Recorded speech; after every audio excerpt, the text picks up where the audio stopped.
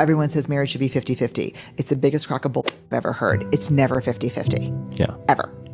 And so what we do is we quantify where we are. So if Steve comes home and he'll be like, I got 20. Just in terms of energy. Just energy, investment, kindness, patience. I'm at 20. And I'll be like, I'll cover you. I got you, brother. I'll pull the 80. Sometimes we come home, which we have done a lot. I'll say, I've got 10. And Steve, like 2 days ago said, I'm riding a solid 25. So we know that we have to sit down at the table anytime we have less than 100 combined and figure out a plan of kindness toward each other. Oh, I love that. Yeah, because the thing is, marriage is not something that's 50-50. A partnership works when you can carry their 20 or they can carry your 20. And that when you both just have 20, you have a plan where you don't hurt each other. Your thoughts? Definitely true. Marriage is not a 50-50. That is an untenable context in which you can't win. If it's 50-50, we'll both sit there waiting for the other to do their share. The problem is, with this plan that she's advocating, we both have to fill in for each other's inadequacies. Again, it's 50-50. We both have to equally. Right. You got another stalemate. Okay, Right, so you do it. Yeah. Wow. Big So you do it. Yeah. So the man, the husband, has to take full responsibility at all times. He can't demand that his wife fill in the 80 when he's at a 20. He can ask her to. He can even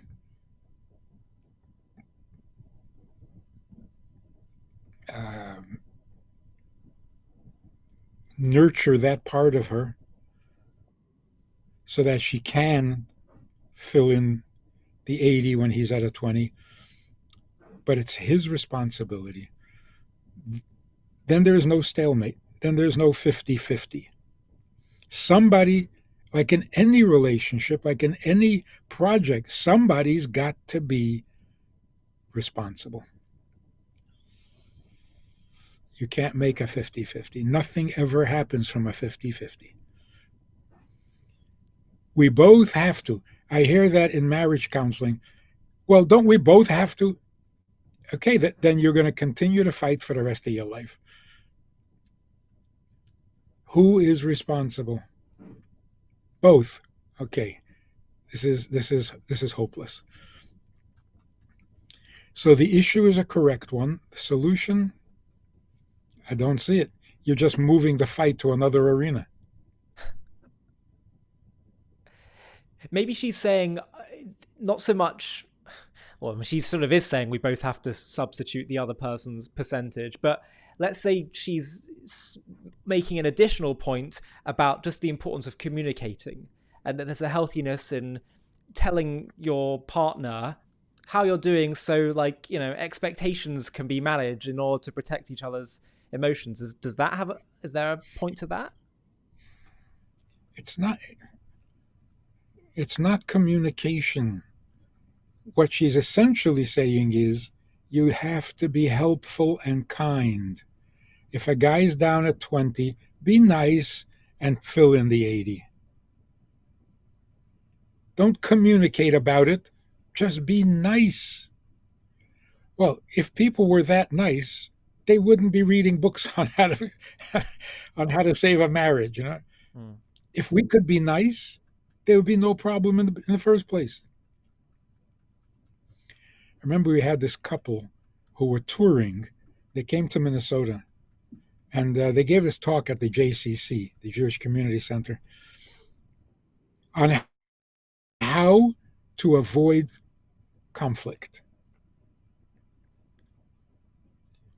Like your husband comes home and he's a little stressed. There are words you can use that will aggravate, and there are words you can use that will soften Don't say I must. Don't say you must. Say could we, should we. And they demonstrated it. They play acted it, husband and wife. And it was really cute and it was really nice. And everyone was impressed. Everyone was. And then one woman got up and said, you see, that would work if you don't want to fight.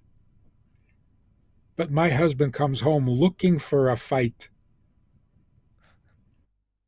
So your whole presentation just went down. Sure, if people want to be nice, they'll find ways of being nice. If you want to defuse the situation, I'm sure you'll find a way to do that. The question is, what if you don't have good intentions? What if you really are mean?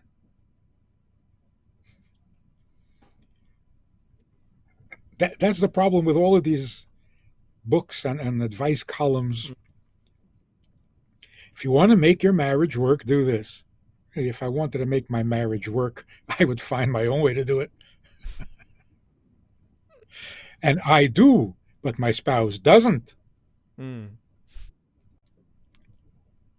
In other words, we're assuming the best intentions. They're not there. Given angry and resentful feelings, now what do you suggest? Oh, use soft words. I'm angry and resentful and I'm out for blood. Don't tell me use soft words.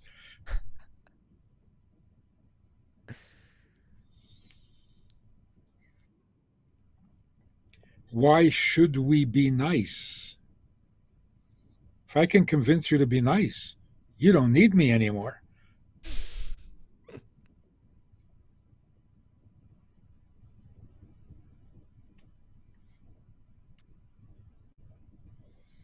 How and why should I be nice to a person who's not nice to me? See, we're back to the 50-50. Mm. Oh, I'll be nice. Soon as she's nice, she says, I am nice. He's not. Okay. This will go on forever. So I became nice. He didn't. It also kind of makes the relationship, I don't know, it sounds almost a bit like mechanical, a bit contractual, a bit, what's the word? Almost like you're kind of taking from each other rather than, it just doesn't sound so natural. It sounds manipulative, calculated, mechanical. Yeah. And that's why often when I get frustrated with people complaining about each other, I say, look, you want to save this marriage? Yes? Well, then be nice. Now get out of here. No more discussion. She said this, he did that. You want to make the marriage better? Be nice. Nice people have nice relationships.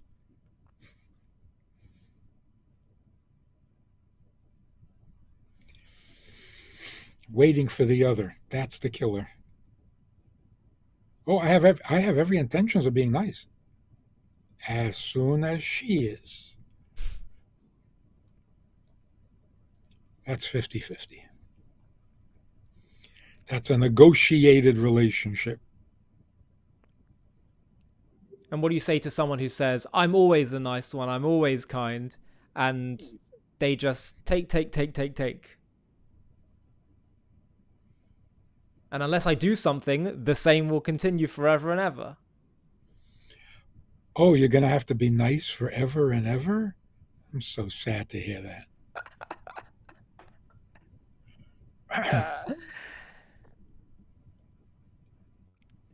So you're basically saying no expectation of reciprocity. Well, not if you're nice. If you're negotiating, yes, but if you're nice, I'm the nice one. Do I have to be nice for the rest of my life? No. Shouldn't be nice unless Yeah. Yeah. For the right price, I can be nice. No, you can't. So when you say this is it's the guy's role, the husband's role to, to provide, to fix, to Step in. step in, what would you say is the woman's role then?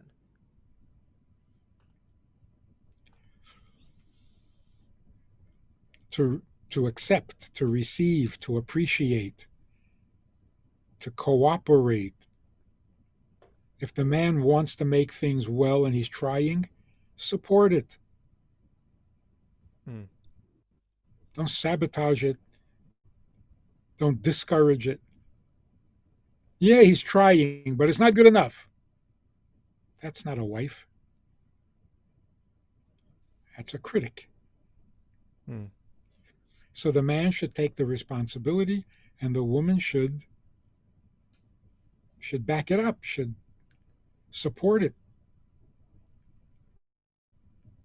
nurture it.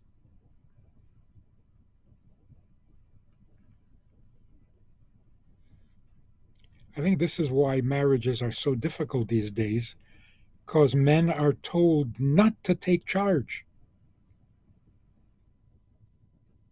That's chauvinistic. Yeah, we will inevitably get comments on this video saying exactly that.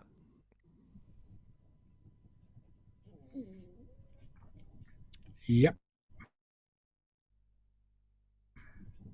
So if the man won't take charge, then the woman has to. When the woman takes charge, the man feels emasculated. When he feels emasculated, he gets nasty.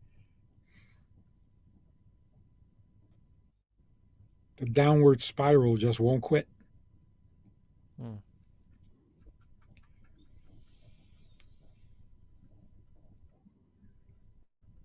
You got to figure out a way. Women want men to be men, but they won't let them because it's not 50-50. So you're tripping over your own feet. I want it to be 50-50, but he should be in charge. I said, well, what did you just say? Yeah. It's amazing because Brené is one of the leading kind of relationship advice counselors in America, in the world today. So this problem is this mindset is clearly pretty widespread. Well, if she used that method in business, conflict resolution in the office, that would be great. But when you get to intimate relationships, it's different rules. Hi, thank you so much for watching. To watch another one, click here. To stay up to date with all our content, click here to subscribe. And if you're able to, you can help support JTV to grow and grow by clicking join below this video, where you can become a member and get perks including early access to videos and private live discussions with me. But most of all, you'll be partnering with us on our mission to change the world.